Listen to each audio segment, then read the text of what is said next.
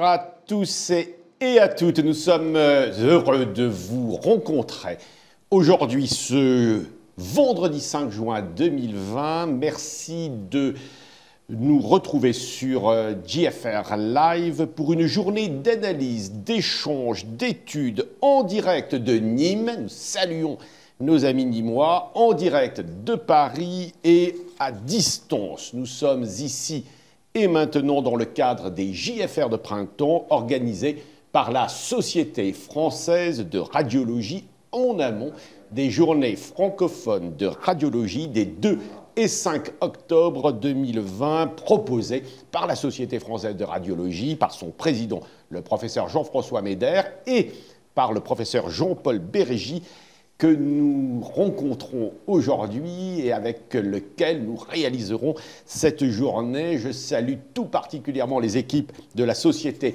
française de radiologie et évidemment nos amis du Centre hospitalier universitaire de Nîmes. Je salue également les institutions et sociétés partenaires. Les enjeux de la radiologie nous réunissent autour de 5 tables rondes aujourd'hui de 45 minutes chacune. Vous pourrez nous retrouver ensuite, évidemment, en différé sur le site de la Société française de radiologie. Posez-nous maintenant, dès maintenant, vos questions à nos experts par chat sur jfrlive.radiologie.fr. Vous pouvez dialoguer, vous dialoguerez avec nos intervenants. Les JFR commencent avec vous, professeur Jean-Paul Bérégy et professeur Jean-Pierre Tazu. Jean-Pierre Tazu, vous nous parlez de Poitiers. Nous sommes heureux de vous retrouver. Vous présidez notre première table ronde, le patient et son radiologue dans un parcours de soins digitalisé. Je présente nos amis qui dialogueront avec nous, notamment Sophie Aufort, qui est à Nîmes. Bonjour Sophie Aufort, vous êtes un radiologue à Montpellier, ville voisine. Karine Zemmour, vous êtes à Nîmes, vous représentez une société qui s'appelle MedExprime, vous nous direz ce que vous faites. Lisette Persillé, bonjour à vous, vous êtes également avec Jean-Paul Bérégy à Nîmes, vous représentez le monde associatif et notamment l'association, l'APF, la grande association des paralysés de France. Je suis avec Arnaud Kakia. Bonjour Arnaud. Bonjour.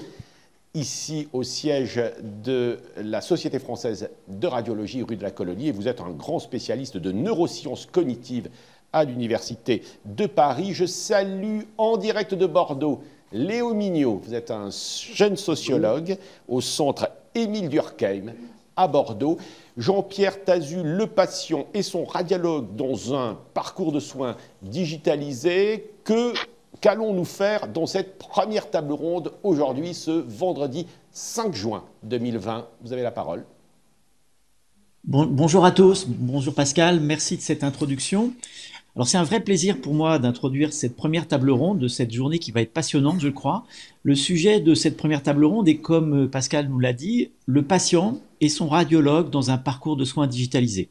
Alors c'est un sujet tout à fait passionnant et je pense que tout le monde l'a bien saisi.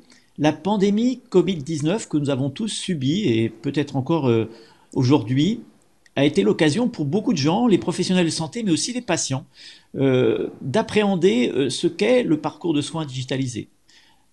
Les radiologues ont pour beaucoup pratiqué de la téléradiologie et même les plus réfractaires ont été obligés de s'y confronter puisqu'il fallait répondre aux exigences imposées par l'État de confinement. Pour les patients, ça a été aussi l'occasion de découvrir ce qu'est la téléconsultation et pour beaucoup, ça a été une découverte plutôt favorable avec une impression globale, semble-t-il, assez favorable sur cette activité.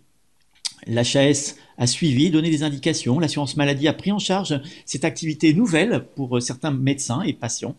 Et donc, c'est l'occasion pour nous, je crois, de faire le point un petit peu sur cette expérience qui a été pour certains une première expérience, pour d'autres une confirmation de la place de la santé digitale dans le parcours de soins du patient. Alors ce matin, nous avons choisi de diviser notre table ronde en 3 grandes parties. La première partie va partir sur probablement la partie la plus importante, en tout cas dans mon esprit, la relation radiologue-patient. comme ça a déjà été très bien dit, je crois que cette partie est très très importante et nous aurons la chance d'avoir le point de vue de Madame Persillé et de l'avis d'un sociologue, le docteur Millot.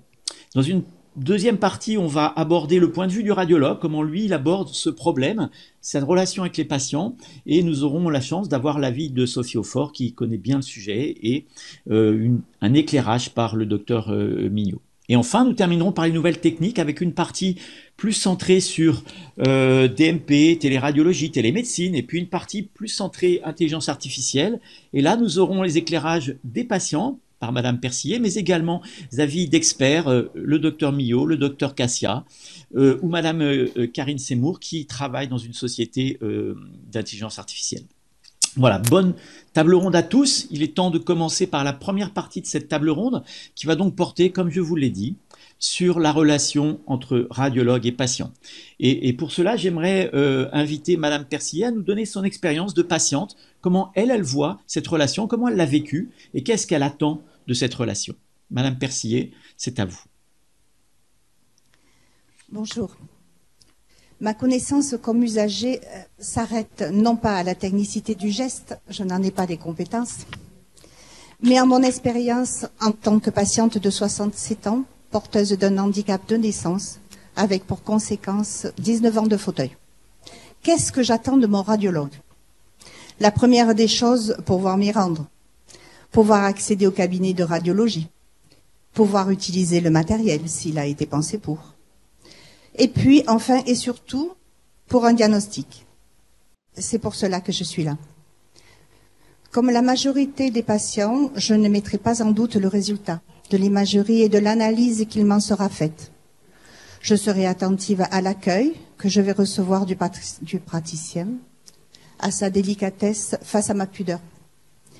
Je serai attentive à son écoute, sa capacité à me mettre en confiance.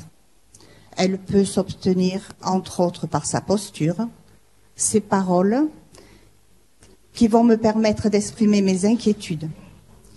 J'arrive chez lui avec une somme faramineuse d'angoisse en lien avec ma santé. J'ai besoin qu'il communique avec moi, quel que soit le résultat. L'annonce de son diagnostic révèle ce qu'il est en tant que médecin, mais aussi en tant qu'être humain.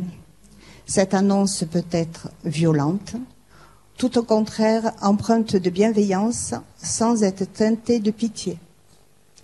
J'ai besoin de son assurance pour en avoir moi-même. Le rôle du médecin, quel qu'il soit, a énormément changé. D'un technicien pur et dur dans sa pratique, il a été amené à évoluer en rajoutant à ses compétences médicales de la psychologie, de l'empathie, etc. Un constat qui voit encore son radiologue.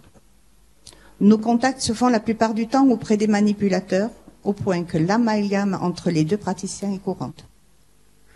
Tant d'études pour perdre ce qui fait la richesse de ce métier, le contact avec le patient. Les nouvelles technologies vont-elles permettre à nouveau au praticien d'être proche de son patient? L'avenir nous le dira. Voilà. Merci, Madame Persillé. Jean-Pierre Tazu, peut-être. Votre témoignage est très important. Je vous en remercie beaucoup. Et j'aimerais maintenant avoir le point de vue du docteur Millot qui a étudié les relations patients et médecins et qui pourrait nous donner un éclairage plus large peut-être et sociologique sur le sujet. Et nous dire Jean-Pierre Tazu et Léo Mignot, reprendre cette belle phrase de Madame Persillé, je la traduis, avoir son assurance pour qu'il me la transmette. Oui, ce qui vient d'être dit est assez important et ce qui est intéressant, c'est que c'est quelque chose qu'on rencontre en fait dès le départ de la radiologie, cette question du rapport au patient et de la distance en fait au patient. La radiologie, elle naît après la découverte des X par Röntgen, donc ça c'est en fin 1895. Et en fait, quand Beckler installe les premiers appareils de radiologie à l'appareil Tenon en 1897, ce qu'on lui dit et ce que lui disent les autres médecins, c'est tu déshonores le corps des hôpitaux en devenant photographe. Et pour moi, c'est assez intéressant parce que on retrouve assez souvent cet héritage du stéréotype de l'imageur, en fait, du photographe qui aurait pas de lien avec son patient et qui aurait fait radiologie, en fait, pour pas voir de patient. Et si on regarde évidemment dans le détail, la réalité, elle est bien plus nuancée, que ce soit selon les types d'activités qui sont pratiquées, les types d'imagerie qui sont pratiquées, mais aussi, tout bêtement, le type de radiologie qu'on réalise, avec le cas par exemple de la radiologie interventionnelle, où le patient a un lien bien plus privilégié avec son radiologue. Mais du coup, c'est quelque chose qui est important à prendre en compte, notamment dans le cadre d'une digitalisation des soins. C'est la question de comment est-ce que j'arrive à continuer à voir mon patient quand je suis radiologue, et quand je suis patient, comment est-ce que j'arrive à continuer à voir mon radiologue. Comment est-ce que je peux continuer, en fait, tout bêtement, à avoir du lien avec un médecin au lieu d'avoir du lien seulement par l'image. Et ce qui a très bien été dit, c'est que on a ce risque en fait de perte de contact, comme on peut le voir avec certains types d'imagerie où le contact se fait avant tout avec les manipulateurs et plus tellement avec le radiologue. Et du coup, tout l'enjeu de la numérisation des soins, de la téléconsultation, etc., c'est aussi ce risque-là, ce risque de perdre un petit peu un contact auprès du patient pour le radiologue, et qui est pas du tout quelque chose qui serait découvert en temps de Covid, mais qui est quelque chose qui traverse l'histoire de la radiologie depuis sa création, en fait.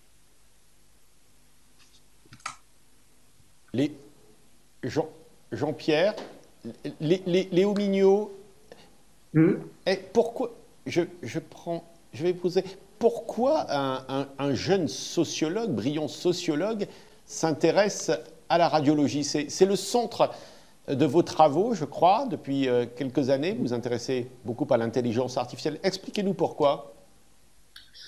Alors, tout simplement parce que, en fait, en termes, moi je travaille spécifiquement dans une branche de la sociologie qui est la sociologie des sciences et de la médecine, et que pour les questions d'innovation médicale, il y a quand même pas mal de choses qui se passent en radiologie. Et que moi, ce qui m'a intéressé spécifiquement, c'est la question de la dynamique d'innovation et la création de spécialités médicales. Et c'est pour ça que je me suis intéressé en fait au cas de la radiologie interventionnelle, notamment parce qu'elle posait des questions très spécifiques en termes de redéfinition de la culture radiologique, avec le fait de devoir en fait non plus seulement produire de l'image, mais produire également du soin, intervenir sur des corps. Et c'est quelque chose qui, du coup, pour moi, était vraiment au cœur, on va dire, d'un changement de culture professionnelle. Et ce qui m'intéresse, c'est d'essayer d'étudier comment est-ce que les professionnels de santé peuvent s'emparer d'une innovation. Et l'idée, c'est de dire qu'il ne suffit pas qu'une innovation existe ou bien même qu'elle soit pertinente pour qu'elle soit réellement adoptée. Et c'est ce qu'on verra peut-être un petit peu après sur la question de l'intelligence artificielle, ce sur quoi je travaille un petit peu plus en ce moment. C'est de dire comment est-ce que des innovations médicales vont être saisies, vont transformer le champ médical et les spécialités médicales, et quels vont être leurs impacts en fait, en définitive, en termes réels d'accès aux soins pour les patients. Je ne sais pas si Jean-Paul Bérégy, en direct de Nîmes, veut également dialoguer avec vous, peut-être Jean-Pierre Tazu, poser quelques questions. Je remercie celles et ceux qui dialoguent avec nous par chat, qui nous envoient plusieurs questions que je vais vous transmettre dans quelques instants, mais peut-être Jean-Paul Bérégy à ce niveau de notre conversation, ou Jean-Pierre Tazu. Jean-Paul Bérégy. Oui, moi j'aurais une question, parce que je suis assez d'accord avec ce qui a été dit. En radiologie interventionnelle, on a fait cette mutation de la prise en charge des patients sur une option thérapeutique, et donc ils sont vus en consultation avant, après, et en fait on se comporte un petit peu comme un thérapeute, et dans cette optique-là, je crois que la relation radiologue-patient existe. En fait, et ce qu'on a observé, c'est un glissement sur la partie diagnostic, où effectivement, très souvent maintenant, le radiologue ne voit plus son patient. Et je voudrais avoir l'avis de Madame Percier. Qu'est-ce qu'elle attend de nous, en fait? Vous attendez qu'on vous voie à chaque examen réalisé, ou de temps en temps, quand il y a quelque chose d'anormal, ou... Quelle est votre attente réelle, en fait? Madame Percier. Oui. Jean-Pierre, je prolonge votre question en remerciant les internautes. Il y a une question, sans doute pour Madame Percier également. Quelle réponse pour de la radiologie, j'imagine, pour les patients âgés et handicapés qui, en général, vraiment préfèrent voir un médecin en vrai? Qu'est-ce que c'est qu'un médecin en vrai, Madame Percier? Écoutez, je ne pense pas que ce soit que les personnes âgées et les personnes en situation de handicap qui ont envie de voir le médecin. La relation est très importante. Et si je réponds à la première question, je dirais que oui, le patient attend de voir son radiologue au moment où il donne son avis sur l'imagerie. Il en a besoin, et non pas seulement quand il y a une mauvaise nouvelle, parce qu'alors là, franchement, ce serait déstabilisant pour le patient. Il attend, il voit, s'il n'y a rien, il a simplement le manipulateur. S'il y a quelque chose, il voit le médecin. Je ne sais pas si c'est bien, si c'est bien. Je ne pense pas que ce soit bien. Non, je crois qu'il est important que ce soit le radiologue qui donne son diagnostic, son avis. Et c'est pas une question d'âge ni de handicap. Après, concernant le handicap, comme je vous l'ai dit, je pense que, alors là, je suis porteuse de la parole un peu de toutes les personnes en situation de handicap moteur. Il est important que nous puissions avoir accès aux appareils parce qu'il est très difficile de faire une mammographie quand vous êtes en fauteuil. Il est très difficile de passer sur des tables quand elles ne sont pas adaptées. Donc ça, ce petit message en aparté en disant pensez à nous. Nous avons besoin, nous aussi, d'avoir des imageries médicales. Nous avons besoin de passer des examens. Voilà. Jean-Paul Bérégy, peut-être, en direct de Nîmes. Mais j'ai une question également sur le plateau de Paris. Mais d'abord, Jean-Paul Bérégy. Oui, juste pour répondre à ta question, qui est centrale, hein, c'est vraiment l'objet de cette table ronde. Aujourd'hui, avec le Collège des enseignants et la Société française de radiologie, on est vraiment axé sur la notion de consultation basée sur le scanner, consultation basée sur l'IRM. Je rappelle qu'on voit tous les patients pour l'échographie, on voit tous les patients pour la mammographie, puisqu'il y a la palpation en France qui est obligatoire associée à la mammographie, plus ou moins prolongée par l'échographie, la biopsie et toute une prise en charge du dépistage jusqu'au diagnostic, donc ça c'est très important. C'est vrai qu'avec le scanner et l'IRM, on s'est un petit peu détaché de ces consultations du fait du temps de traitement de l'image, mais aujourd'hui le message qui est donné aux jeunes, en tout cas par le Collège des enseignants, c'est consultation basée sur le scanner et sur l'IRM, réponse à une question posée et d'aller voir le patient. J'ai Jean-Paul Bérégy, Jean-Pierre Tazu, j'ai une question sur le plateau de Paris. Notre réalisateur Olivier Madard va nous connecter avec notre plateau de Paris, dans la très belle cafétéria de la Société française de radiologie rue de la Colonie. Je crois que c'est Marc Sapoval qui a une question. Est-ce que vous bonjour à tous, est-ce que vous m'entendez? Très bien, Marc. Parfait. On t'entend. Donc, je voulais rebondir sur ce qui a été dit précédemment par Lisette et par Jean-Pierre. Donc, la volonté des patients d'avoir un contact direct avec le radiologue en tant que médecin est fondamentale, perçue par les patients. Le radiologue est aussi souvent le radiologue interventionnel. Quand il va faire une imagerie, il va être à même de proposer au patient éventuellement une intervention. Le cas le plus typique, le plus fréquent, et peut-être, enfin pas le plus important, mais enfin un cas on va dire très fréquent et très important, c'est la pathologie des fibromes chez les patientes. Donc ils vont passer une IRM pour un bilan. Et donc, si, Madame Persilleux, si le radiologue, au décours de l'IRM, vient dire à la patiente, en l'occurrence, chère Madame, on a bien confirmé que vous avez cette maladie qui sont des fibromes et qui expliquent vos symptômes, on peut probablement vous proposer un traitement interventionnel qui en l'occurrence serait l'embolisation, qui consiste à aller boucher les artères de l'utérus. Comment est-ce que vous le ressentiriez par rapport à vous-même et par rapport à votre médecin habituel, les médecins qui auraient pu vous adresser? C'est très important pour nous et Léo a beaucoup travaillé sur cette image du radiologue et du radiologue interventionnel. Merci beaucoup. Alors, réponse de Madame Persillé, je crois, et peut-être un commentaire de Léo Mignot, et on passe à la suite. Eh bien, nous revenons à ce que je vous ai dit tout à l'heure. Je pense que c'est vraiment le rôle du radiologue de faire cette annonce et de la faire du mieux qu'il peut en tant que médecin, mais aussi en tant qu'être humain, avec toute la délicatesse, essayer d'employer les mots qu'il faut, mais c'est important que ce soit lui qui déjà annonce, puisqu'on se déplace avec une angoisse et nous avons la réponse à ce moment-là par le radiologue. Mais pas n'importe comment, bien sûr.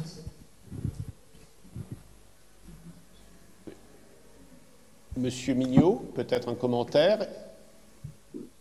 Oui, je pense que, du coup, comme on le disait, ça rentre quand même dans un cadre historique, tout ça, et du coup, évidemment, les lignes, elles sont difficiles à déplacer. En même temps, l'impression que j'en ai, pour avoir étudié un petit peu le sujet, c'est quand même qu'il y a une prise de conscience assez globale par les radiologues des attentes des patients.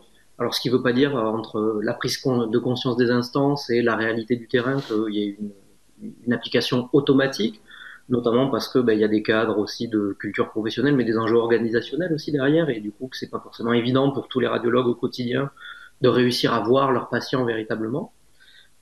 Mais du coup, je pense que c'est une question quand même qui maintenant est prise en compte par les radiologues et que c'est au moins en tout cas quelque chose sur lesquels, dans l'ensemble, vous vous interrogez tous.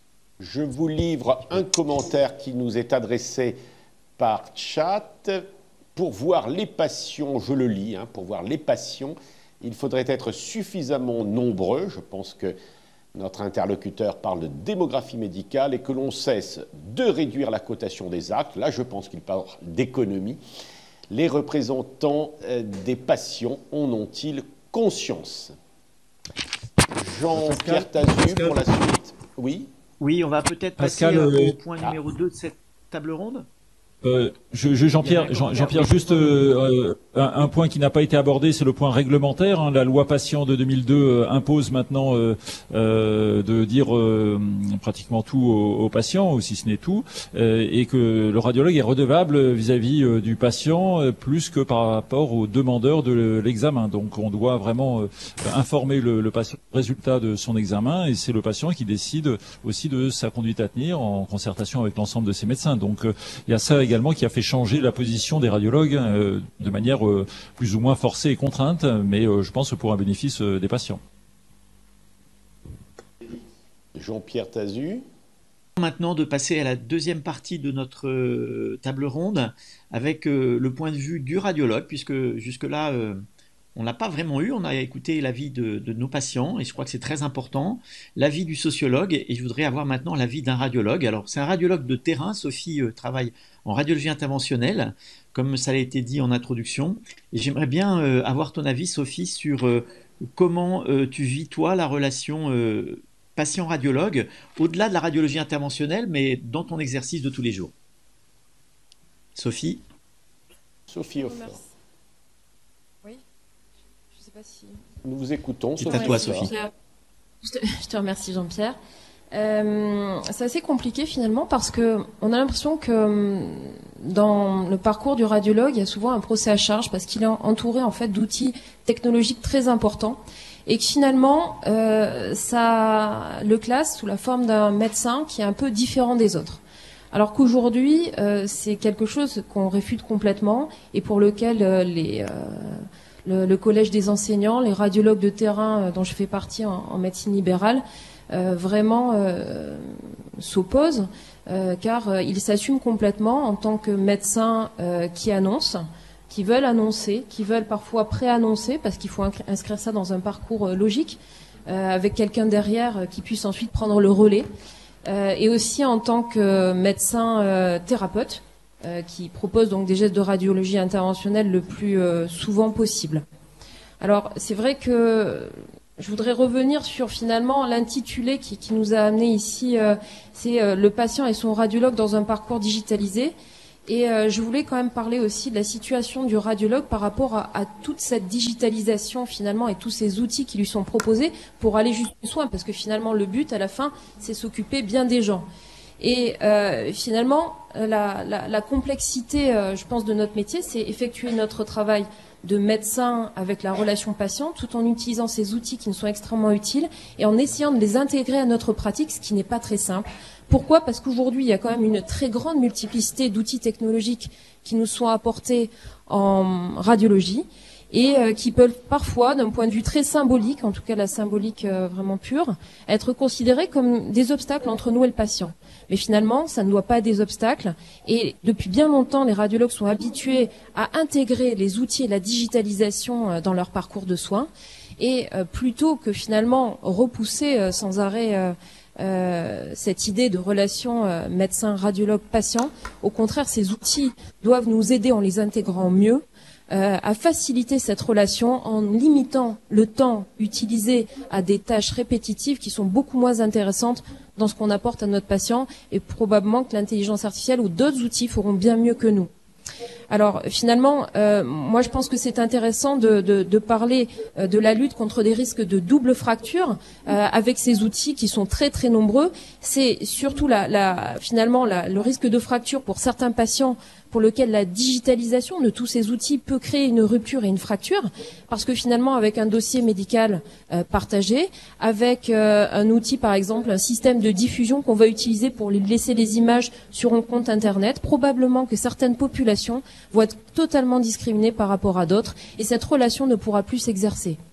La deuxième chose, c'est que je voudrais parler du risque de fracture de tous ces outils et de cette digitalisation liée dans le parcours des professionnels de santé, parce qu'il faut quand même savoir que la digitalisation, c'est quand même un état embryonnaire chez pas mal de médecins et qui sont pas forcément capables de l'accepter, lié aux problèmes d'interopérabilité des systèmes qui sont vraiment difficiles et qui aujourd'hui peuvent être une limite à leur utilisation et donc aux soins derrière.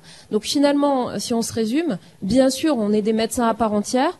Il faut discuter avec les patients pour savoir comment au mieux avancer avec ces outils technologiques qui arrivent sans cesse auprès des radiologues et ils essaient de travailler avec. C'est extrêmement difficile de s'adapter et ils doivent s'adapter rapidement. On a l'habitude en radiologie, mais ensuite il faut accompagner les patients et également les personnes avec qui nous travaillons, notamment les médecins correspondants, qui aujourd'hui n'acceptent pas forcément la digitalisation de certains outils et l'évolution de certains outils digitaux.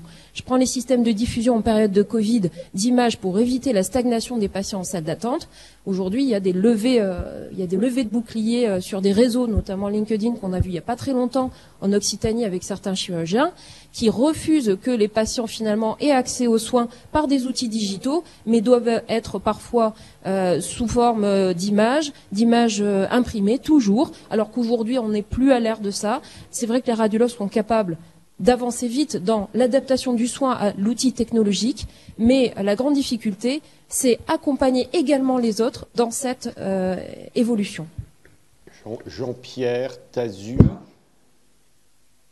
Très court, docteur Millot, sur le point de vue de Sophie, qui est, je trouve, très intéressant.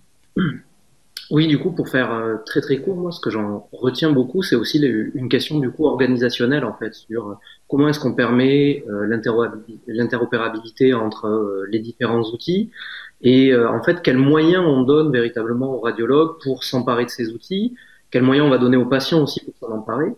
Et cette question organisationnelle, elle se retrouve évidemment ici sur la question de la numérisation, mais elle se retrouve plus largement au sein des établissements de santé.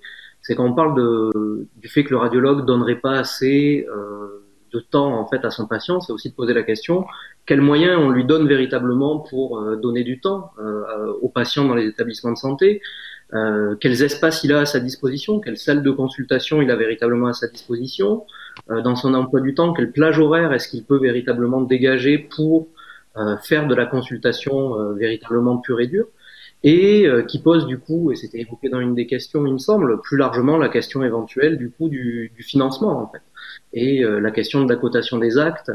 Ce qu'on voit bien, c'est que ce qui est coté, c'est un acte avant tout, et c'est le nerf de la guerre, c'est le cœur un petit peu évidemment du débat. Mais du coup, évidemment, on met plus l'accent sur la réalisation de l'acte que l'accompagnement qui va avec, et du coup toute la phase de consultation et d'accompagnement malheureusement.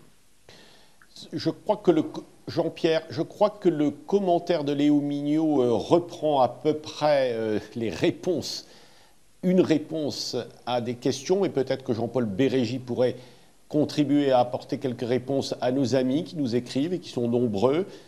Pour voir les patients, nous dit l'un d'entre eux, il faut diminuer le rythme d'examen, en particulier pour le scanner. Également, une question directement à vous, Jean-Paul Bérégy. Ne pensez-vous pas que le flux de patients croissant au cours des dernières années a dégradé le temps de consultation, d'où le recours à la téléradiologie, nous dit notre ami internaute. Je comprends toutes ces questions, bien sûr, et je n'ai pas forcément la réponse.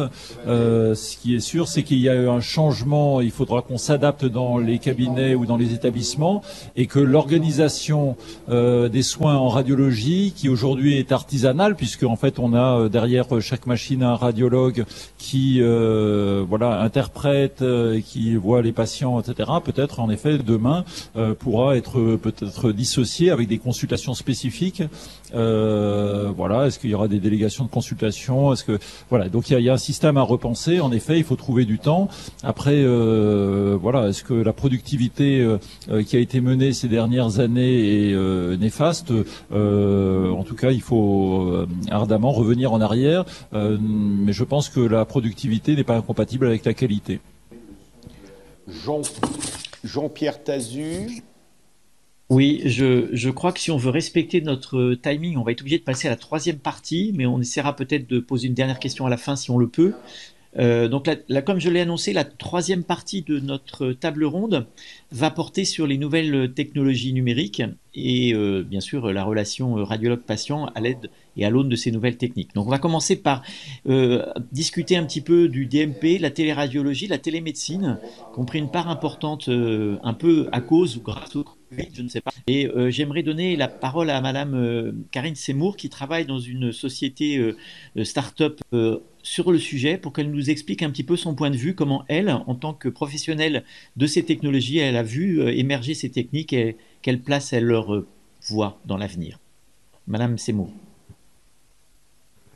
Bonjour à tous, Madame merci. Donc, oui, bonjour. Oui, c'est à vous. Donc effectivement, l'émergence de ces technologies, donc toutes ces technologies dont on a parlé et donc dont Sophie Aufort notamment parlait, qui permet d'améliorer la pratique et avec comme objectif d'améliorer la relation médecin-patient, l'accès à des expertises distantes qu'on n'a pas nécessairement dans l'établissement local sur des pathologies hyper spécialisées comme la télémédecine, le DMP qui permet d'envoyer les résultats de manière plus rapide avec a priori une meilleure coordination des soins. Donc tout ça va dans le bon sens, qui est l'amélioration en principe de la relation médecin-patient. En revanche, le risque, c'est comme vous le disiez, Sophie, c'est l'interopérabilité et l'intégration dans la pratique médicale. Le risque, c'est qu'on ait une multitude d'outils, une usine à gaz, et c'est une problématique d'acceptation par les médecins pour s'approprier ces outils. Et le risque également, c'est d'en oublier peut-être la relation directe. Donc, Madame Persillé, vous parliez de psychologie, de délicatesse, d'empathie et ces sujets-là. Je ne suis pas sûre que les nouvelles technologies puissent un jour proposer ça, remplacer ça. Et donc la relation patient-médecin est essentielle, et c'est un des enjeux, nous, techniciens, qui sommes chargés finalement de mettre en place ces outils. C'est vraiment très important pour nous d'entendre ces mots et d'avoir vraiment conscience de ça, parce que il y a beaucoup de sociétés qui vont faire des outils super innovants et très très pointus dans leur domaine, et effectivement qui seront probablement révolutionnaires.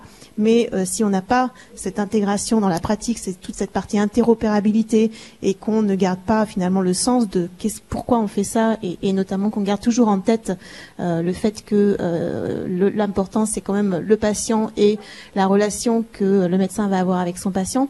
Voilà, pour moi, je vous remercie de m'avoir invité à cette table ronde, parce que c'est vraiment important qu'on ait toute cette multidisciplinarité quand on développe les nouvelles technologies, et qu'on prenne vraiment en compte tous les besoins médecins, les besoins patients, et donc voilà, peu importe finalement la performance des outils, si derrière c'est pas vraiment intégré à la pratique, quelque part c'est inutile. Jean-Pierre Tazu. Merci beaucoup, Madame Seymour. J'aimerais bien avoir un commentaire de Madame Persillé sur cet aspect un peu technique, mais très important du développement des soins digitaux. Madame Persillé. Alors, lors de ma précédente intervention, j'ai pointé du doigt l'attachement que j'ai en la présence du praticien, médecin. Je n'ai pas la même perception du DMP que de la téléradiologie ou de la télémédecine. Le DMP me paraît un bon outil à perfectionner, ça c'est sûr. Mais l'idée que je m'en fais n'est pas négative.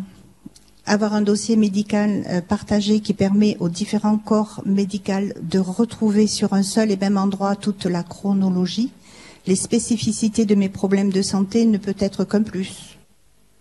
Encore faut-il qu'il soit facile d'accès, autant pour le praticien que pour le patient. Or, nous savons que nous ne sommes pas tous égaux devant les nouvelles technologies, autant par leur approche que par l'acquisition du matériel qui permet de s'en servir. Je parle du patient, évidemment. Quant au médecin, de ce que j'ai pu en voir, le compléter demande du temps, mais le parcourir encore plus. Téléradiologie, télémédecine, autant pendant cette crise du Covid-19, nous avons su, pour faire face à cette pandémie et dans l'urgence, nous adapter à ces nouvelles technologies. Je ne suis pas persuadée que le patient, à long terme, trouvera une satisfaction dans ce mode de fonctionnement, même pour éviter de passer du temps dans la salle d'attente. Comme tout un chacun, je suis consciente de la pénurie des professionnels de santé, encore plus dans les déserts médicaux. J'ai conscience que ces technologies pourront pallier à cette problématique. J'ai conscience aussi que cela permettrait un premier diagnostic pour les personnes voulant un avis rapidement. Mais je suis persuadée qu'il faudra savoir garder un équilibre entre les deux pratiques. J'aime particulièrement cette phrase, dite certainement par vous. L'imagerie, le numérique doivent demeurer des instruments au service des hommes, mais les hommes ne peuvent être des instruments au service de ces technologies. Le patient et son radiologue, c'est une rencontre, une alchimie autour d'une problématique médicale qui met en relation deux individus avec des connaissances différentes qui se doivent d'être complémentaires pour obtenir un résultat satisfaisant. Le numérique vient après. Jean-Pierre Tazu. Merci beaucoup, madame. Un commentaire, docteur Mignot, sur ces deux points de vue?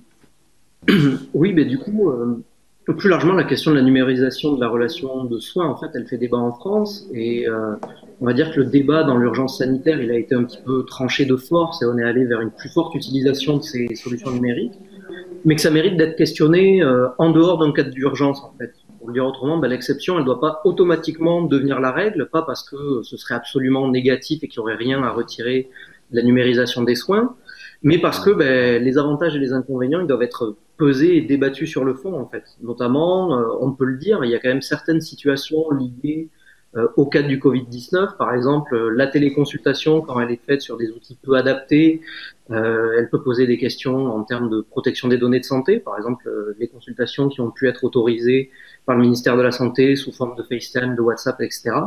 Ça peut poser des questions en termes de souveraineté numérique, d'accès aux données et de protection des données. Et que du coup, derrière, au-delà des questions essentielles pour moi de transformation du soin et de relation des soins, il y a aussi des questions éthiques plus largement liées aux enjeux de données. Jean-Pierre Tazu, le professeur Arnaud Kakia voudrait faire un commentaire à ce niveau de notre conversation, si vous le voulez bien.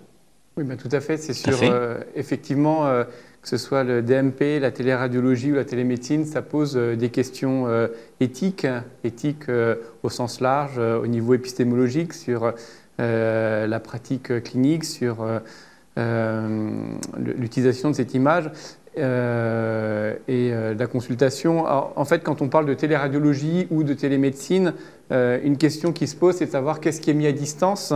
Est-ce que c'est l'analyse d'image? Et dans ce cas-là, on va parler de téléexpertise qui joue, comme on a pu le discuter auparavant, un rôle important pour faire face à la variabilité des compétences sur le territoire. Et puis également, on a une mise à distance de la consultation dans le cadre de la téléconsultation. Et cette téléexpertise, téléconsultation, elle ne pose pas exactement les mêmes questions. La téléexpertise, par exemple, avec le transfert de données, pose une question importante au niveau du secret médical, notamment sur la sécurité du transfert de données, bien sûr, mais également sur la confidentialité, qui va au final avoir accès à ces données pour pouvoir les analyser. Donc c'est une question assez importante. Et puis quand on s'intéresse à la télémédecine, il y a peut-être un point particulier quand on est dans le domaine de la radiologie, avec la téléradiologie, parce que cette information radiologique, cette image, c'est une information médicale qui est particulière, qui est un petit peu différente de la simple information chiffrée comme on peut l'avoir dans les analyses biologiques. Tout d'abord pour le secret médical, parce qu'on reconnaît un visage, on reconnaît un corps à partir d'une image radiologique, alors que c'est beaucoup plus compliqué uniquement à partir de simples chiffres. Donc il y a encore cette question du secret médical. Et puis il y a aussi le fait que l'image, peut-être plus que d'autres données biologiques, va permettre d'expliquer, de rendre visible l'invisible, de rendre visible une maladie, des mécanismes pathologiques qui sont quelquefois difficiles à intégrer pour le patient. Et donc, dans cette question de la téléradiologie, il faut bien se rendre compte que l'image peut être un intermédiaire entre le patient et le clinicien pour mieux appréhender la maladie, surtout dans des maladies, par exemple, en neurologie, en psychiatrie, qui touchent le système nerveux central, où les patients ont souvent des difficultés à se représenter la maladie, à comprendre même, à réaliser même qu'ils sont malades. Par exemple, dans le cas de la démence, les patients peuvent avoir des difficultés à réaliser leur maladie. Et une question qu'on peut se poser, et ça a été évoqué auparavant, c'est à quel point cette discussion autour de l'image peut se faire à distance et sans faire de mauvais jeu de mots. Est-ce qu'il peut y avoir un écran à la relation entre le patient, le clinicien et cette image dans une relation triangulaire, en fait une relation à trois avec ces trois niveaux-là? Merci. Jean-Pierre Tazu, merci. Nous avons encore quelques minutes de conversation. On ne peut pas terminer, je crois, cette table ronde sans parler de l'intelligence artificielle, un sujet très à la mode, et j'aimerais bien avoir le sentiment, la position de Madame Seymour sur ce sujet. Et ensuite, on aura l'éclairage du professeur Cassia sur les aspects éthiques et intelligence artificielle. Madame Seymour? Oui, donc ce qu'on appelle l'intelligence artificielle est un mot un peu fourre-tout qui regroupe beaucoup de choses. Donc en imagerie, on va utiliser l'intelligence artificielle au niveau de l'acquisition, des protocoles d'acquisition pour avoir des images de meilleure qualité possible. Après, il y a la partie interprétation où on va pouvoir, on va dire, faire le tri dans les examens et potentiellement mettre en haut de la pile, je dirais, surtout dans les examens d'urgence, les examens sur lesquels on détecte des anomalies. Et puis il y a toute la partie, ensuite il y a la partie aide à l'interprétation, donc avec des outils qui vont permettre d'aider le radiologue à détecter certaines lésions qui sont difficilement visibles à l'œil nu. Et enfin, il y a tout le champ de la radiologie quantitative, avec la capacité à extraire des informations quantitatives des images, donc et qui permet d'avoir des mesures objectives de l'image et pas uniquement une information qualitative fournie par le radiologue. Donc bon, tout ça, on peut recouper ça dans l'intelligence artificielle. Et donc, comme pour la télémédecine et le DMP, aujourd'hui, il y a pléthore d'outils qui sortent sur le marché et qui vont être experts dans un domaine pour voir des lésions sur une pathologie en particulier ou sur un type d'image. Et là aussi, l'enjeu, ça va être d'intégrer tous ces outils dans la pratique professionnelle, faire en sorte que ça ne soit pas une usine à gaz et que pour le radiologue, ce soit simple d'utiliser ces outils et que finalement, ça n'est pas pour conséquence qu'il passe plus de temps à prendre en main de ces outils alors que c'est censé lui en faire gagner et c'est censé améliorer la prise en charge. L'autre enjeu aussi de ces outils, c'est de pouvoir prendre en compte le contexte global de la prise en charge des patients. Donc souvent, ces outils vont être très performants pour lire des images médicales, mais ne prennent pas nécessairement en compte le contexte clinique du patient et toute son historique. Et puis également, je reviens sur la délicatesse du patient et le souhait du patient. Donc le risque, c'est de fournir un résultat et qui finalement amène des biais. Oui. Le temps qui nous est imparti court, hein, Jean-Pierre Tazu. Excusez-moi. Oui, alors on va demander juste un court commentaire au professeur Cassia, peut-être. Oui, très rapidement, parce que nous allons rendre l'antenne au docteur Millot, s'ils peuvent nous faire une phrase de résumé sur leur point de vue par rapport à l'IA. Alors, tout à fait. En fait, l'IA, pour être très rapide, ça Ça soulève beaucoup de questions, aussi bien au niveau de la construction du système d'intelligence artificielle que de l'utilisation du système d'intelligence artificielle. Dans la construction, parce que on le sait bien, ces systèmes ont besoin de beaucoup de données, et donc il y a la question de la constitution de ces bases de données, c'est-à-dire la mise en place de collaboration entre des cliniciens, des chercheurs, la question de la rétribution, comment on rétribue ces donateurs de données. Des questions autour de la complexité de ces données qui sont souvent de différentes modalités et qui ouvrent la question de l'interdisciplinarité, comment on fait communiquer différentes personnes avec des cultures cliniques, des cultures scientifiques différentes. Et puis l'utilisation de ces systèmes d'intelligence artificielle soulève beaucoup de questions. Je vais en mentionner juste deux. Premièrement, la question fondamentale de la responsabilité en cas d'erreur. S'il y a une erreur de diagnostic ou de pronostic, qui est responsable? Est-ce que c'est la personne qui a programmé l'algorithme? Est-ce que c'est la personne qui a utilisé cet algorithme? Et puis, une autre question qui est fondamentale, c'est que ces systèmes d'intelligence artificielle ne sont pas des systèmes déterministes, binaires, qui vont dire vous avez tel ou tel diagnostic, mais va plutôt donner une information de type probabiliste.